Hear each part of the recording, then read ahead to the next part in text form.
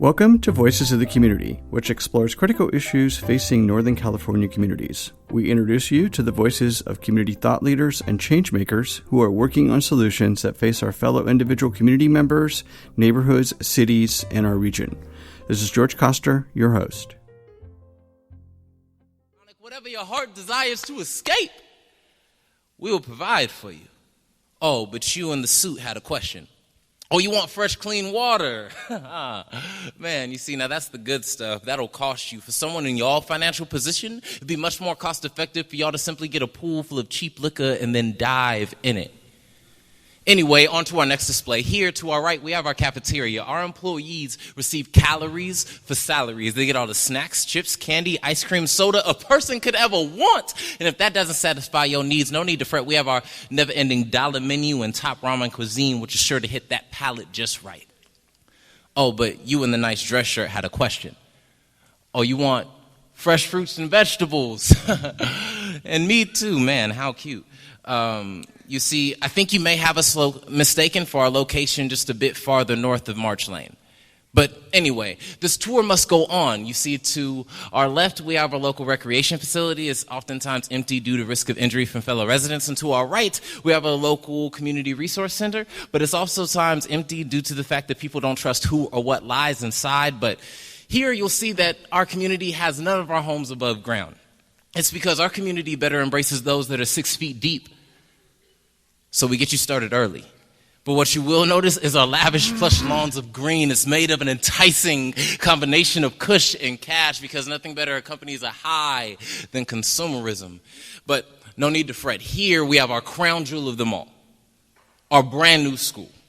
Here, we'll give your students a quality education because we'll give them experienced teachers who are so burnt out by all the problems that we tell them to ignore that they just don't care anymore. But we'll also give them books and computers, but not the necessary education requirements for them to be able to attend college. Because, who would want to leave this beautiful place anyway? Here we built a self-sufficient system that we rarely have any vacancies because no one ever leaves. They just continue to refuel this machine. My fault.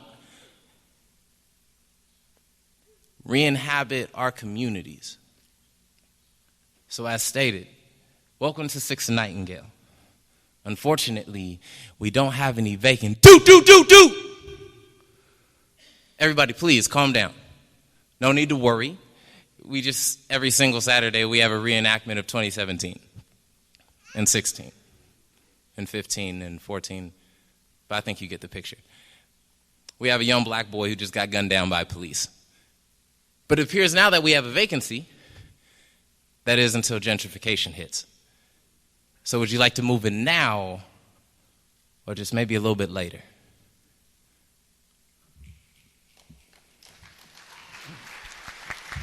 Nicely done.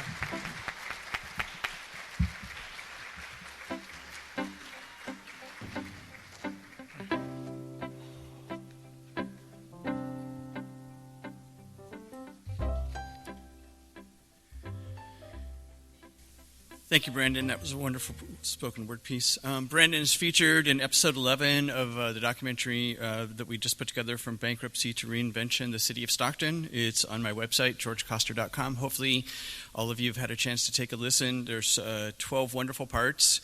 This will be our 13th episode today.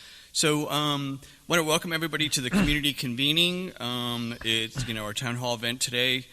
In the process, just a quick backstory, in the process of putting together the episodes that go back from June to September of 2016, and I put all of the episodes together the last 2+ years. I came to the conclusion that all the information was really wonderful, but we really wanted to update it. So our goal today was to bring all of the folks who participated in the documentary series on stage, and they'll be in our second panel today. And working closely with Nicholas Haddon, who I'm now going to introduce, we decided that we also wanted to use the opportunity of the community convening to also share the voices of our youth leaders as well. So I'm going to introduce Nicholas Haddon. I think most of everyone knows Nicholas. Nicholas I met through Bill and Mindy Waxwell in the summer of 2016 when my mom, who's a longtime South Stockton resident was passing away, and I was talking to them about what's going on in Stockton. They mentioned Michael Tubbs' activities, things he was doing, Nicholas, and so sat down, 3 years ago this month, Nicholas, to have this conversation about putting together a documentary. And so this is the conclusion of all of that work, and I hope you all enjoy the opportunity to hear wonderful voices today. Nicholas?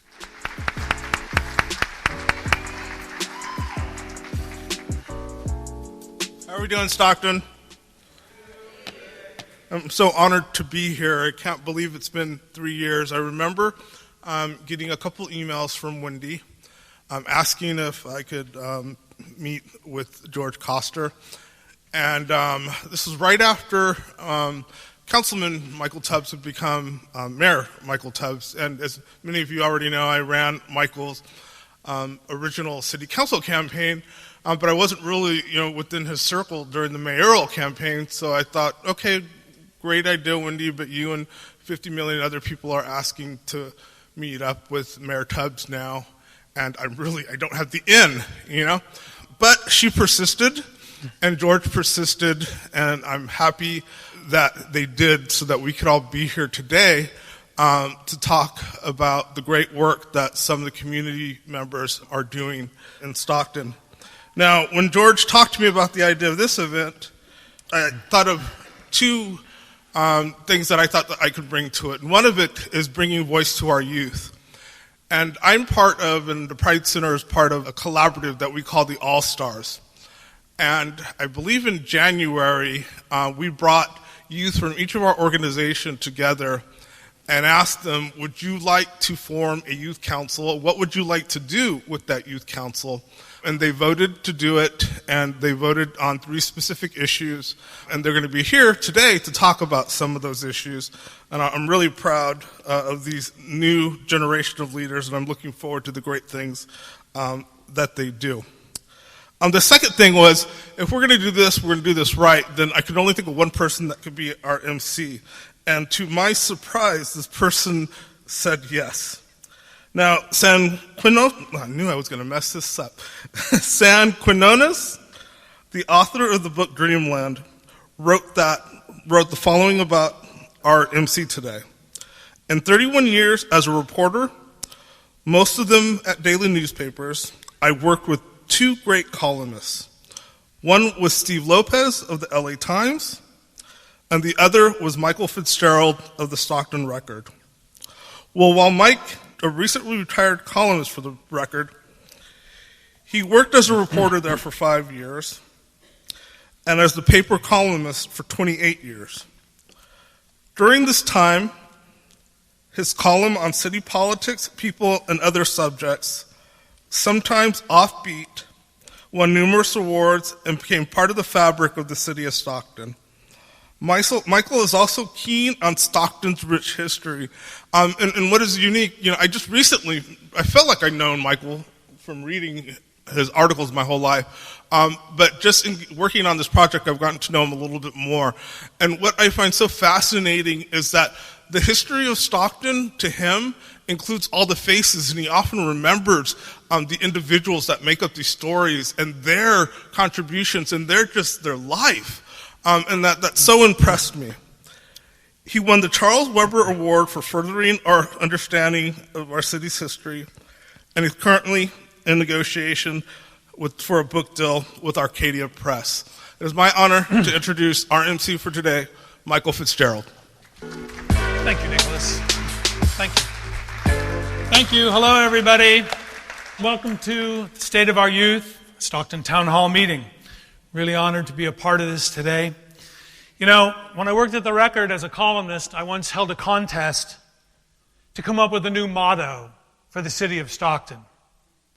So I got hundreds and hundreds of suggestions, and some of them would have gone down pretty good with the Chamber of Commerce.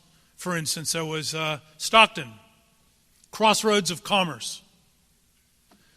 Stockton, Diversity's Rainbow. Stockton, Pearl of the Delta. However, those were in the minority. About 75% the overwhelming majority of the slogans were like, Stockton, Mayberry on drugs. Stockton, Stockton, the gang's all here. And remember, Stockton spelled backwards is not Cox. I never understood that one. Actually, one of them was just Stockton, but the O is a target riddled with bullet holes. That was the reader's way of saying that things are not entirely as they should be in the city of Stockton. In reality, though, let's keep it real. Stockton has a lot of things going for it, but there could be so much more. But first, let's tick off a few of the good things, okay? We have probably the last undeveloped urban waterfront in the state of California. I don't know if anybody here has been to Baltimore Harbor or the Riverwalk in San Antonio or any of the other places where cities that are lucky enough to have a waterfront have done great things with it. Picture, if you will, people living down there in apartments or condominiums that have boat docks down on the water. And they can hop in their boat and go out to Windmill Cove for Taco Tuesday, or then go out on the Golden Gate Bridge if they want.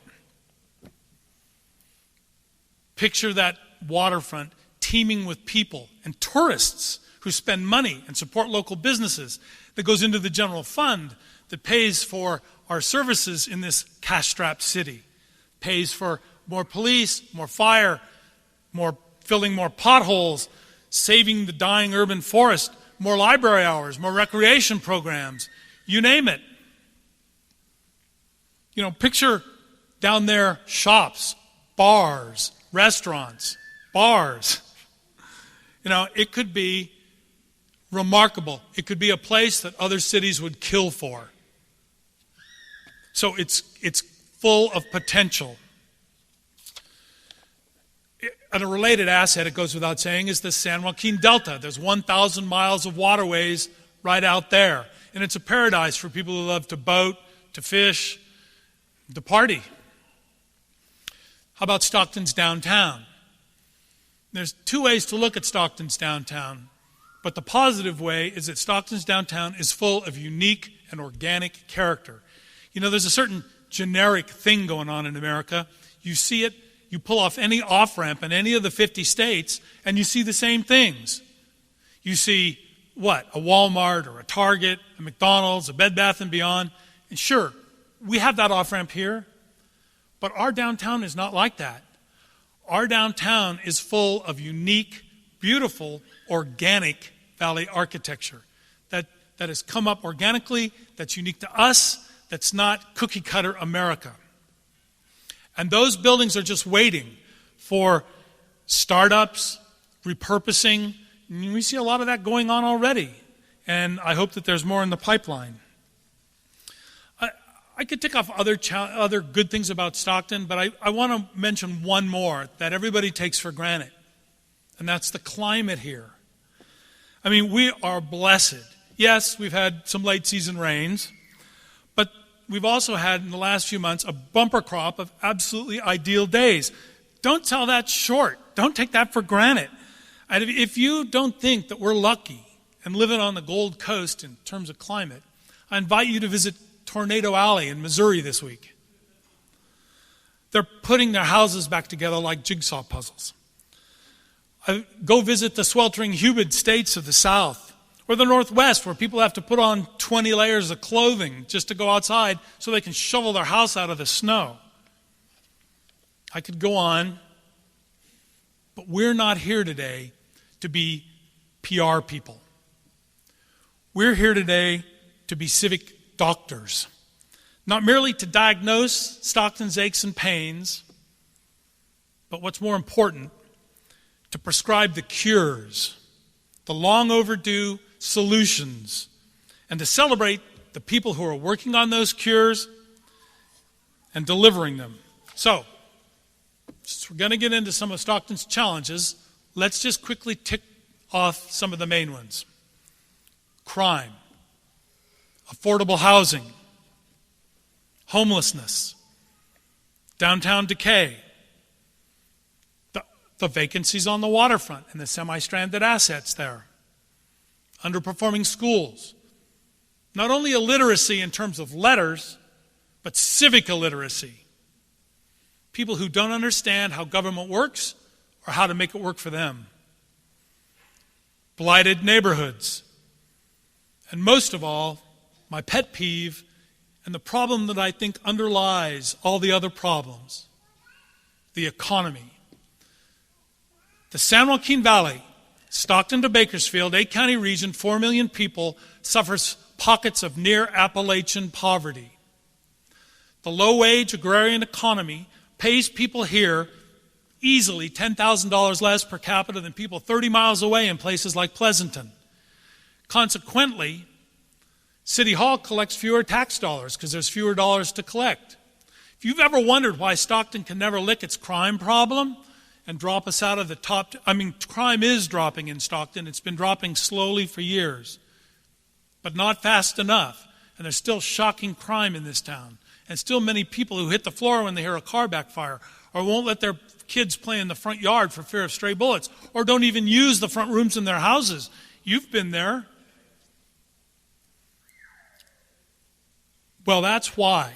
Because we can never get enough money to hire enough police to get on top of the crime problem, or to fill enough potholes, or without special taxes to provide a suite of services that cities are supposed to provide. So what do we really need? We need a better economy. And how do we get a better economy? California State University, Stockton. Stockton is the largest city in the state of California without its own 4-year public university. In the 1970s, when Stockton was a city of 200,000 people, and Turlock was a city of 10,000 people, Turlock got a state university. By what crazy criteria did Turlock surpass Stockton in terms of deserving a state university? Well, it was all political. They had a powerful political figure in their city. But it's a travesty.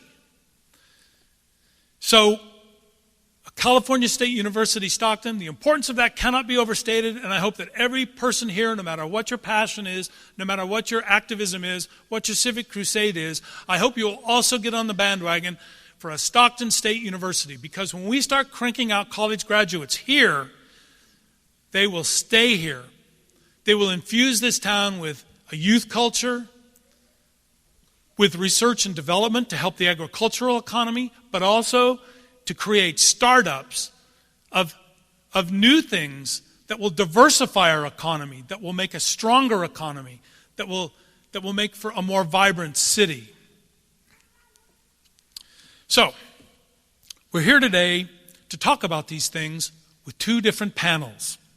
The San Joaquin Youth Council and the activists who are featured on the documentary Stockton's Rise from the Ashes of Bankruptcy. And we're here to hear from you, too. We're holding question and answers after each of the panels. So, if you didn't pick up your card and your pencil when you checked in, look around for the volunteers, give them a wave, so that you can write your question, and those questions will be brought up to me, and I'll run them by the panelists for their answers. So, now, I'd like to introduce, for Mayor Michael Tubbs, representing him today will be Mr. Lang Lantau. Lang is the director of the Stockton Scholars and the executive director of Reinvent Stockton Foundation, and you all know what that's about.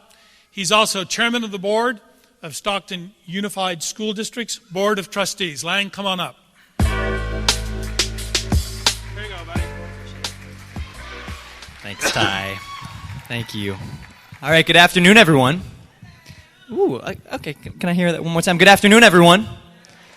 Awesome, it sounds like we're waking up. So as Mike shared, I am the representative of Mayor Michael Tubbs today. And I was thinking about what to say, and I was thinking about, should I use some of his words today, the speech that he often gives, the poem that he often gives, and I thought that, honestly, I wasn't going to do it justice. And if I was going to try to imitate him, I wasn't able to do that. But instead what I wanted to share as a way to kind of kick things off and then get out of the way so that the young people's voices can be heard is just a note of welcome. And to share this thing with you that is happening in my mind where these past couple of days have not been believing my calendar. And I've been looking at my calendar and telling myself, is it actually 2019? I don't truly believe it. And the reason I don't truly believe it is because it does not make sense to me that it's been 7 years since I and many people in this room decided to move back to Stockton in 2012. And in 2012, just as I was about to graduate from college, I, alongside many of the people that I see in this audience today, folks like Tylisha, Anthony, Jasmine, and a guy named Michael Tubbs, who at the time was graduating from Stanford, had a lot of scholarship money, but honestly did not even have an iron to iron his shirts. Some of y'all remember those days. Decided to come back and decided to be part of a movement to reinvent our community. We saw some of the major obstacles that Brandon spoke so beautifully about this morning, that Mike just reiterated. We saw the issues of crime and violence and illiteracy and poverty that had really kept our community down for so long. And we decided, against all odds, knowing nothing about political change, knowing nothing about community change, knowing only what we had learned about in high school youth advisory commissions and in college classes on sociology, that we were going to be part of a movement to change the trajectory of our city. And that we were going to try to help reinvent our community. I can't believe that it's been 7 years since that happened. And in that time, we said that we wanted to make sure to put young people's voices at the center, to bring into the center of political power the folks who have often been left behind, the folks on the margins, whether that's voices that were ignored because of age or because of race or because of gender or because of sexual orientation, folks that, or because of documentation, immigration status or former history and involvement with our institutions. And we said that we believed that there could be a stronger and more beautiful community if young people's voices were elevated. In those 7 years, we've seen promising things happen. We got one of our leaders elected as the city council member representing South Stockton, and then as our mayor. That deserves some claps.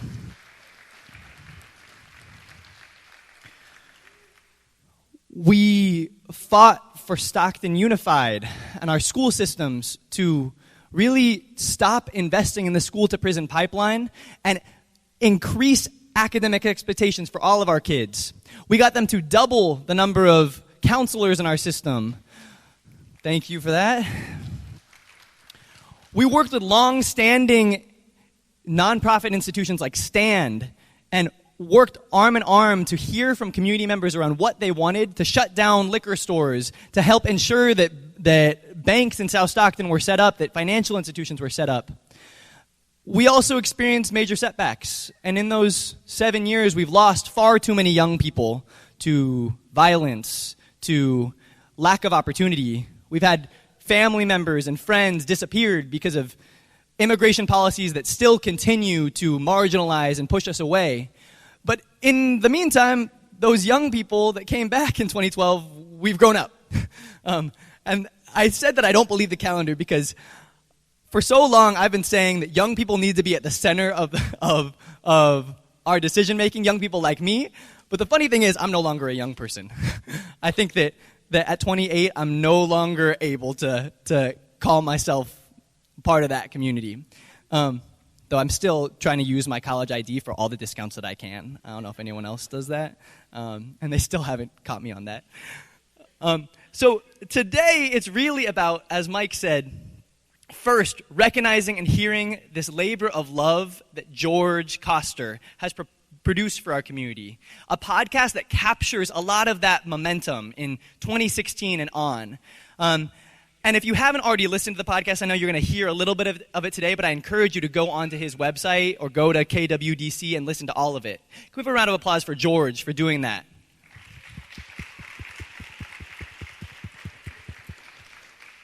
we're here to take stock of how we've been doing and map out where we need to go. Because we know that while there has been promising progress, we are far from where we need to be as a community. Can I have some snaps or claps for that if you agree that we still have a long way to go? And then lastly, and this is I think the most important thing, we're going to really put the mic, the multiple mics, 4 of them and many more, in the hands of the young people who are living the life as Stocktonians today, who are our current high school students, who are our current college students, who are our next leaders, and to be very honest, who are leading us today. And we're going to ask them to share with us where we need to go as a community. So before I kind of pass the mic, I do just want to hear and see who is in the room. So can I ask you to stand up if you are a young person? If you are in high school or in college, if you're going to be on our panel, if you're a youth participant, can we have a round of applause for those young people for coming out today? I'm going to ask you to stay standing, and I'm going to ask you to continue and stand up if you are one of the founders of the Reinvent South Stockton Coalition, or if you're a member of the Reinvent South Stockton Coalition. So if you helped with some of our community impact assessments in 2014, or you've been to any of those events. I see some people that are being shy. Stand on up. Okay, can we have a round of applause for the Reinvent South Stockton Coalition? Thank you. If you came to any summit, came to any of those things, I'm going to ask you to stay standing and maybe even raise your hand if in the past 7 years you've ever participated in one of those park beautification events that we used to have all the time that Ms. Jasmine Delafas ran like a machine, right? And then lastly, I'm going to ask you to stand up if you are a participant or a supporter of any of the nonprofits that are doing social justice and equity work in our community that you see on the screen. Stand, Sow a Seed, Fathers and Families, San Joaquin Pride Center, Little Manila, Reinvent South Stockton Coalition, SSLA, any of those, stand on up. I want to see you and recognize you. Thank you. You can sit down. So if that doesn't give you hope, seeing all the people that continue day in and day out to be involved in this work, to push forward this work to make our community more healthy, to make our schools more inclusive, to make our businesses more thriving, then I don't know what does. At this time, it's my great honor I believe I'm passing it back to Mike, who will introduce the Youth Council. But I'm really looking forward to hearing them kind of map out the future for us so that we know where to go. Thank you. Thank you, Lang. Nicely done. Okay, believe it or not, when I was your age, it was the 60s and then the early 70s. And that whole counterculture thing was going on in San Francisco. And although you may not believe it, the city of Stockton, powers that be, virtually launched a war against the kids in this town. They did everything they could to suppress youth culture. A San Joaquin County supervisor stood up in a meeting and thundered, "I want to make it as difficult to present live rock music in the parks as possible so we won't have any concerts anymore." Your tax dollars at work. So, I think we can take hope in one thing, not just the presence of all these young activists and future leaders, but that today it's different. Today, city leaders have come to recognize the importance of youth to a vibrant city and a strong economy. And young people, like Lang said, with a vision of what Stockton can be, are rolling up their sleeves and participating in civic affairs like never before, at least not in living memory. You're listening to Voices of the Community, which explores critical issues facing Northern California communities. This is George Coster, your host, and if you're just joining us, in this episode we're discussing the reinvention of the city of Stockton, California, at our State of Our Youth, a Stockton Town Hall meeting. We've been listening to the opening remarks by Michael Fitzgerald, a recently retired columnist for the Stockton Record newspaper, and Lang Lindau, the executive director of Stockton Scholars and Reinvent Stockton. Let's get back to Michael Fitzgerald introducing our first panel discussion with the San Joaquin County Youth Council members. Okay, now, the San Joaquin Youth Council. These are the activists of today, the leaders of tomorrow. Let's meet them. Come on up as quickly as you can, please.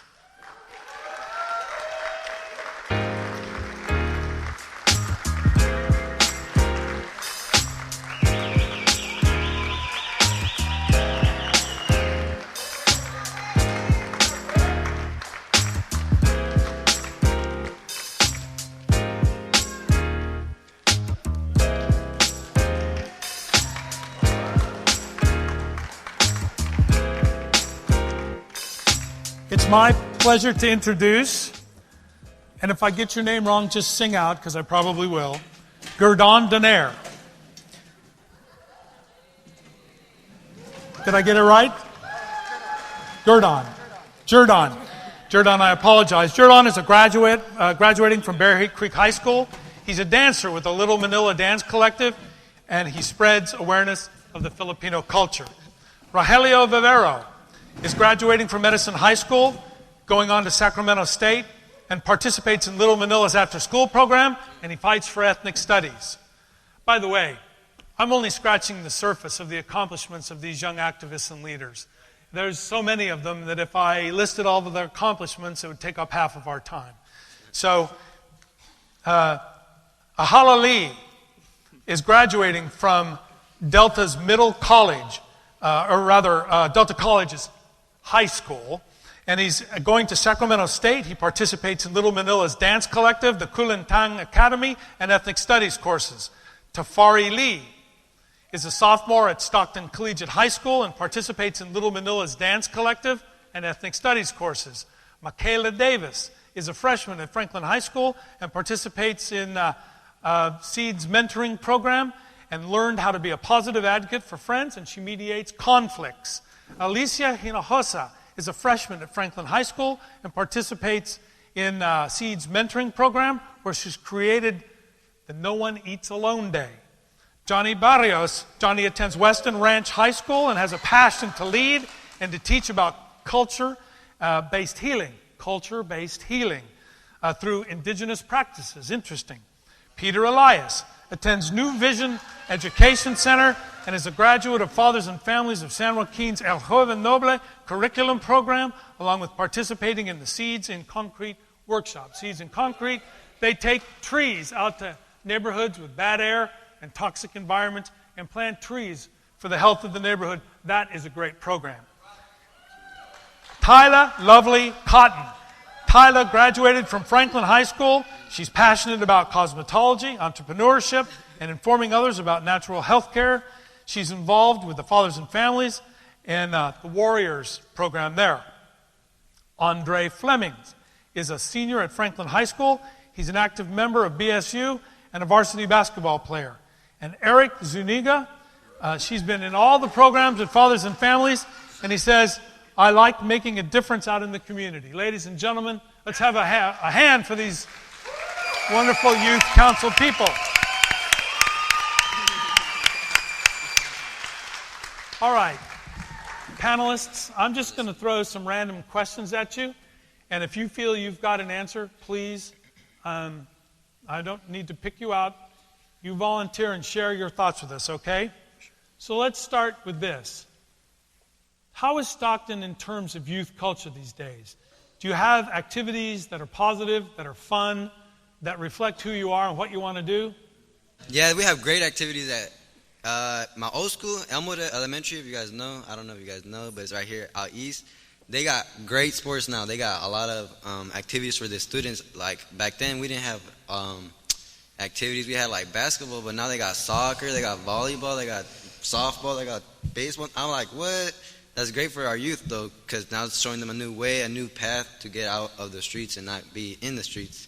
But at Franklin, too, they got all the sports. They got everything you need, but except they have lack of counseling because, like, I see a lot of students that need help, but now I see a couple out here, but not all of them, you know. But, yeah, that's what I got to say. Anybody want to add on to that? Well, I feel like Stockton has a lot for our youth, but it doesn't really have enough. It doesn't have enough safe areas. Like, it's kind of a quiet area for the youth, I guess. We don't really have a big impact or big voice, strong voice in our community. There's not really much place for us to go actually and have a quality good time with friends and stuff. Okay, let's talk about that. Are there any places that you go out of town for music, dance, any cultural events, art, or just to be a part of a different scene? I don't know. For me personally, I go to Manteca a lot. There's a lot of good, like. Okay, so what do they have there that we should import? That's a big question. What would you like to see here that you go out of town for? I guess more community centers and like the YMCA, like more like stuff like that, like Recreation programs? Yeah, recreational programs. Okay. You all agree with that? Okay. Now somebody touched on counseling. So everybody's got a need for mentoring, for different perspectives, for adults who care about you. Is there enough of that? And if there isn't, what are you going to do about it? What can be done about it, I should say. Well, I can touch on that. When I needed counseling, a while ago, before I got it recently, there was none. There was no counseling in schools. There was no one that you can speak to. And if you did speak to somebody and speak about something that was happening to you, social services, we call it child support, or whatever you call it nowadays. And so, as of maybe less than a year ago, I started doing counseling with the Stockton Trauma Recovery Center. And obviously some people know it. And like they do good work. They help with people who were victims of violent crimes. And the results in the work actually shows, like with me, I'm about to be done with the counseling there, because it actually helped me with multiple things. I don't want to, I should ask you, if I want you to be comfortable answering this. Yeah. But can you talk a little bit about what issues you needed to talk through? Mm-hmm. Okay. So, you got me there. So some of the issues that I needed help with was because when I was growing up, there was a lot of DV, aka domestic violence, going on in my house. So I needed someone to talk to about that. And when I was growing up, there was no one to talk to about that. It was more of a keep it to myself and don't say anything about it. Because when I would go and talk to my mom about it, she'd be like, oh no, we can't do anything, we can't tell nobody about it. Because I had got taken away from CPS once before. And so where would you be? I mean, what kind of state would you be in if you hadn't gotten that counseling that you got? So when I didn't get that counseling, the state that I was in, I had already reached the state that I was in. I was acting out. I wasn't going to school. I was ditching school. I was hanging out with the wrong type of people. I was getting into stuff that I shouldn't have been getting into. I was just doing all the wrong things that I shouldn't have been doing at my age. Okay, anybody else? Were you running with the wrong crowd and in a place you shouldn't be? And what changed you? So for me, what changed me was that when I got the case I got now, that had nothing to do with me. That kind of like shook me a little bit, because to be honest, I didn't think that I wasn't gonna get caught up for anything, and I ended up did get caught up for something that I didn't do. So probation referred me to Fathers and Families for community service, and I ain't gonna lie, when I first went, I was kind of hesitant. I was like every other youth, I don't want to be here. I want to come, do what I gotta do, and leave. And after a while, they showed me love. They showed me that they cared, and that's what I needed at the time. I needed people to show me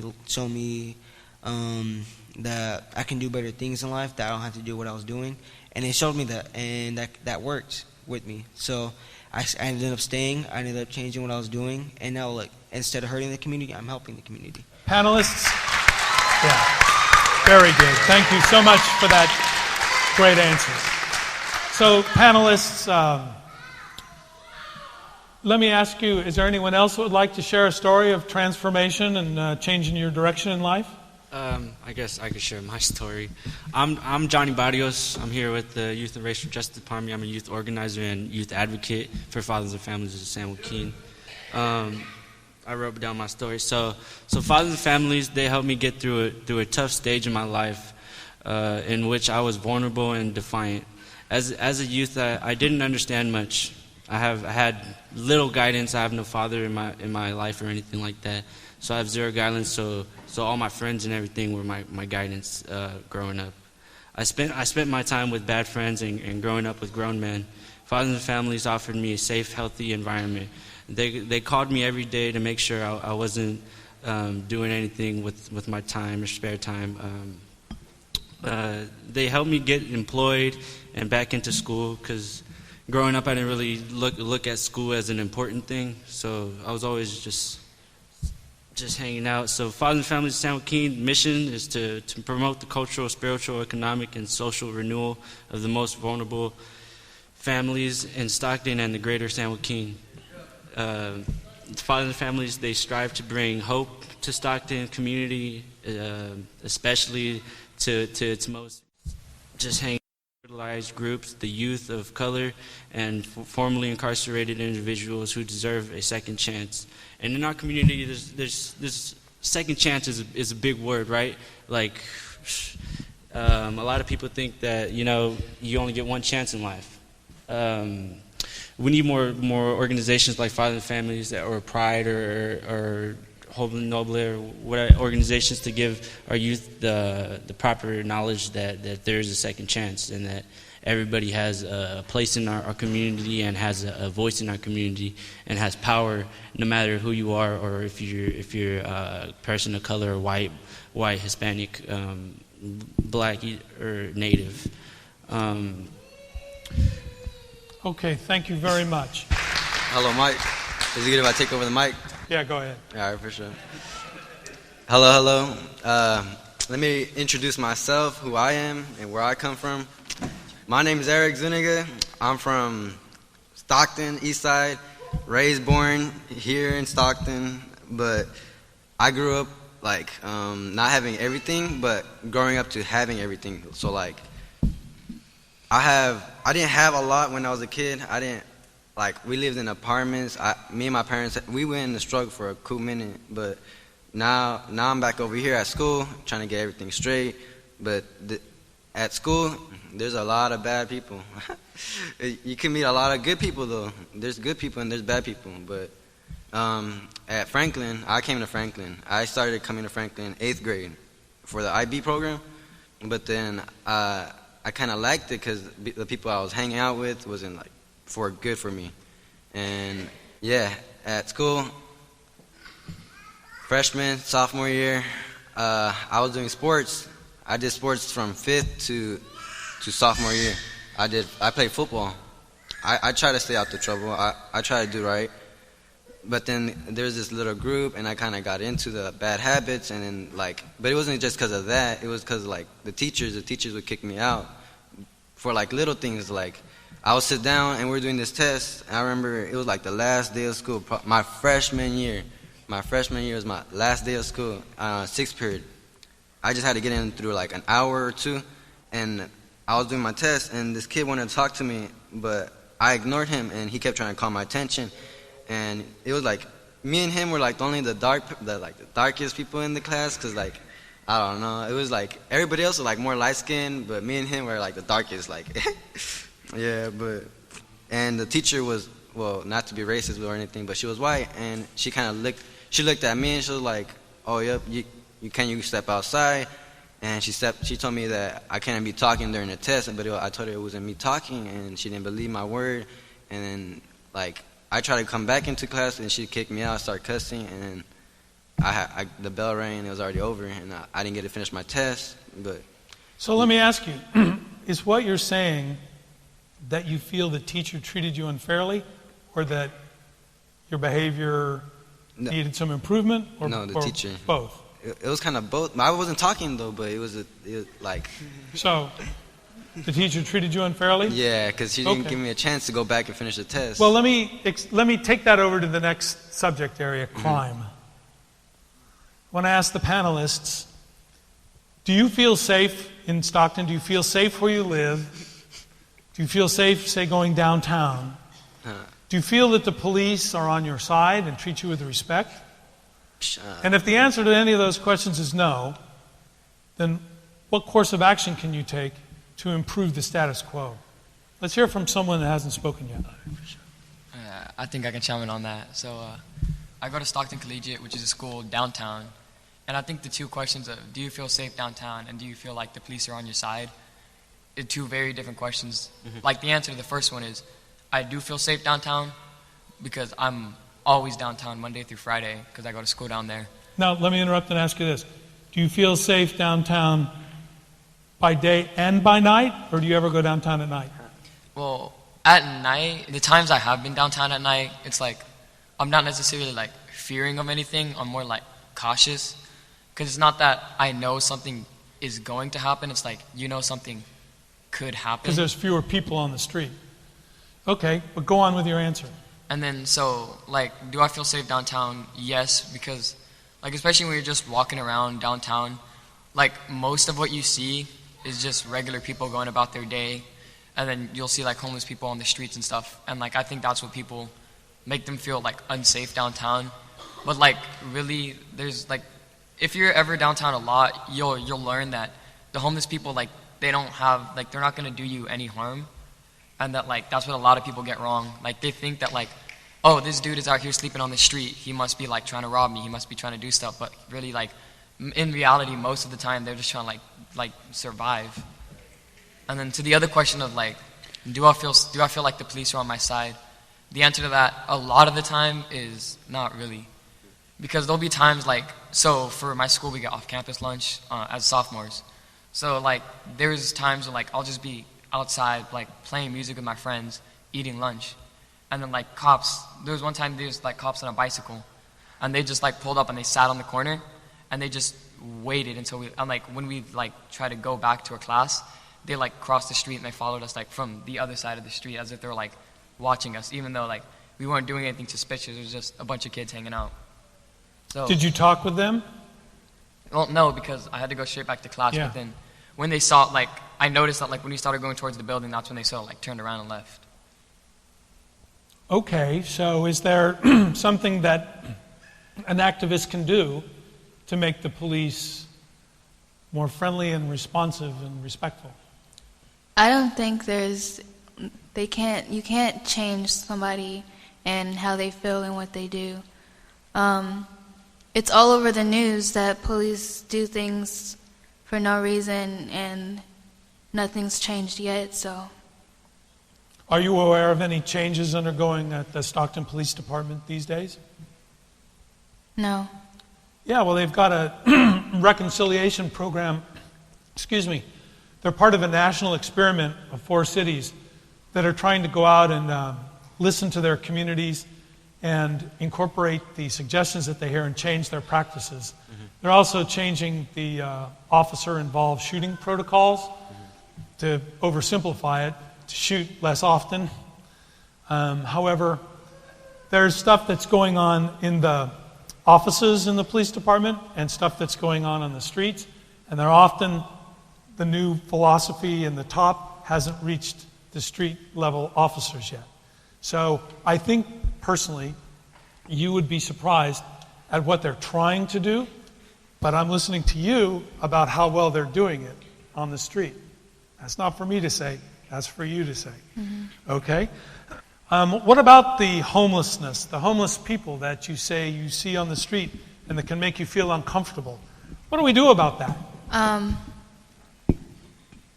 It's a lot you could do with the homeless people. You could help them get into shelters. There's a lot of abandoned buildings you could bring back to life and make them into shelters. You could start a program for the homeless and help them get their lives together. But instead, you judge them. I see a lot of police pick a few homeless people up. Instead, you could just help them with getting those buildings together. Anybody else? Well, I don't know. I was trying, as you were describing our downtown Stockton with their all our old buildings, and you were saying how beautiful it is and everything. All I was just imagining was all the poverty down there and all the homelessness. And they do try to clear out the homeless, but all the homeless do is move up to the other side of the street, right? And that's what we see. I mean, our crime levels. Look at our crime levels. We had 34 days and 34 deaths. I mean, my friend just died 2 days ago at Lewis Park. He just got shot. That's Stockton right there. I'm sorry. You know, every month there's at least 4 or 5 deaths, or you know, every day somebody's getting incarcerated. Every day somebody's losing their home or getting you know, you don't know nobody's life or what they do. As in the police, they they do their job. I mean, everybody, they have a job and they do it to the best of their ability, right? And I mean, I've had 3 friends pass away, and all their murder cases have been solved. So they are doing their job in the justice system. I would be ignorant to come up here and tell them. Did you say that the murders were solved? Yeah, they resulted in arrests and prosecutions? Mm-hmm. That's great, and that's probably because not only of good police work, but because the community cooperated in finding the suspects. And so kudos to the community as well. You have to know who to trust and when, I guess. But I love to see people like that behind bars. Back again. Homeless. My family dealt with homeless. One of my uncles, matter of fact, not my uncle, but he's dating my aunt, so he's my uncle. Yeah. So, but he's older now. He has 3 kids. His life is straight. He's a truck driver, but he was homeless. He used to live downtown under the bridges, on Wilson Way, right there where not that long ago it was on fire. Just yesterday, I think. Mm-hmm. Yeah. So yesterday it was on fire. My uncle, he used to sleep right there with his homies, but the school homies he used to hang out with from ditching and all that. He went out, he got his life straight, and he worked, he hustled, he got his money, he's taking care of the family, but he just got to keep grinding right now though, because he has to get a better house. He's in a bad area, terrible area.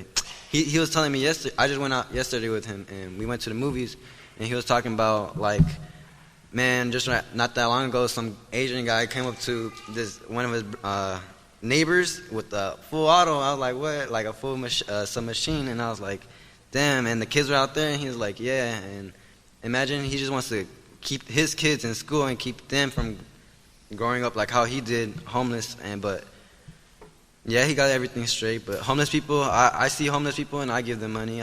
My mama has a good heart. Woo. My mama, she be having her blankets right in the car and like the baby's blankets too. And one day we were driving, like my mom came to pick me up at Fathers and Families, and downtown we saw this guy. He was in the corner and he was like all shriveled up and like cold and whatnot in like a little wheelchair. And my mom, she was like, hijo, like in Spanish, she was like, go give him a blanket because it's cold and it's raining and we got everything we need, so let's give him something, And I got off the car, I gave him my sister's blanket because that's the only blanket we had in the car, and we covered him up with the pink blanket, and we told him God bless you and everything, and gave him. And I pray at night. Well, I commend you. I mean, that's human compassion, and we can never have enough of that. That's like the other panelists said. You don't judge. You can always find a reason not to care. If you're looking for a reason to say, this guy doesn't deserve my money or my compassion, you can always find it. But compassion is like what you do on the front end. But what is the structural problem here? Why are there so many homeless people in Stockton? And the answer that I think many people would give is that there's not enough affordable housing. Now, there's also not enough mental health services, enough beds to get in rehabilitation from drug addiction. There's a suite of services that are necessary in order to help some people get back up on their feet. But let's talk about affordable housing for a minute. Most people in Stockton can't afford the median house. And once again, this goes back to Stockton's economy. Because the irony is, we have a lot of developers here, but very few of them are building housing in Stockton. There's a second economy in San Joaquin County. It's a belt along the South County. It's Ripon, Manteca, Tracy. These are the bedroom communities for the Bay Area supercommuters that go over the hill and make 6-figure incomes, but can't afford to live there, so they've come here for affordable housing. So what happens is, it's because Stockton's economy is so weak, it's very difficult to build housing here and make a profit with the sensitive price points that they can charge Stockton people. Once again, need a stronger, more diversified economy. Once again, not the last time you'll hear this from me, California State University, Stockton. So Do you agree with me that a university is a good idea? Or if you don't, what's the solution to improving Stockton's economy? And I know I asked a question and now I'm interrupting, but I want to add this. 1 out of 4 Stocktonians lives in poverty. 1 out of 10 lives in something called deep poverty, twice below the poverty line. Studies show that deep poverty is the trigger for gun violence. So once again, it's the economy. So what about this? Poverty, deep poverty, can't afford housing. Any thoughts? And by the way, we have about 7 minutes left for this panel, so I hope some of the people that haven't spoken up will take advantage of this opportunity to share your thoughts too. My name's Rogelio. So I've lived my entire life in the Conway homes, and my mom, she's a stay-at-home mom, while my dad, he's an agricultural worker, works in the fields. And with the rent going up, I find it a lot harder now times for my parents to pay bills on time, and they struggle with like just the rent itself. Living in because I come from a low-income background, and just like how Mike was saying, how like the rent is going up, and that's it's very evident. You can see it, so it's hard to find like means to pay for rent when it's keep going up, and when my dad's out there making like like not even minimum wage for the work he's doing, and like the hard work that goes into the fields that's not really recognized a lot. And with that, the building a CSU Stockton would help a lot, especially for those that are low income. They can, just having a CSU in Stockton is just kind of that mind goal, in a sense that like when you see it, you know that you have a future ahead of you. And then also with that, I know that like building a CSU Stockton will also like help the economy, but a lot of people are worried that with that CSU Stockton being built, that rent will still go up, and kind of just trying to pay for it. And so, but I'd like to think that if we train our youth for high-paying, high-skilled 21st century jobs, that they'll have the money to pay the rent when it goes up, because the wages here will go up as well. That's the problem. We had a truck fabrication firm here that had to institute a literacy test because they realized that a lot of the Stockton kids they were hiring couldn't read. That's got to stop, ladies and gentlemen, or all our dreams and our aspirations and our hopes for Stockton just aren't going to happen. We have to have literacy. We have to have civic literacy. We have to have education. And we have to crank out a number of people with BAs or higher degrees, which, among other things, you didn't mention this, will lead to a better ruling class in Stockton. I don't know if you want to call it ruling elite, ruling class, just better leaders. And we're seeing the beginning of that right here with this panel. Anybody else want to share some thoughts, or you want to take another question? In terms of a CSU Stockton, I feel like when you said, is that the solution to Stockton's economic problems? I feel like there's no one solution.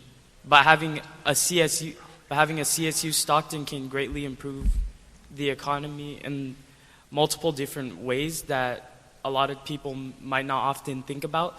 Because a lot of times, I think when people say having a CSU in Stockton, how can that bring money into Stockton? Not only would it bring money into Stockton, it would bring more people into Stockton. It could help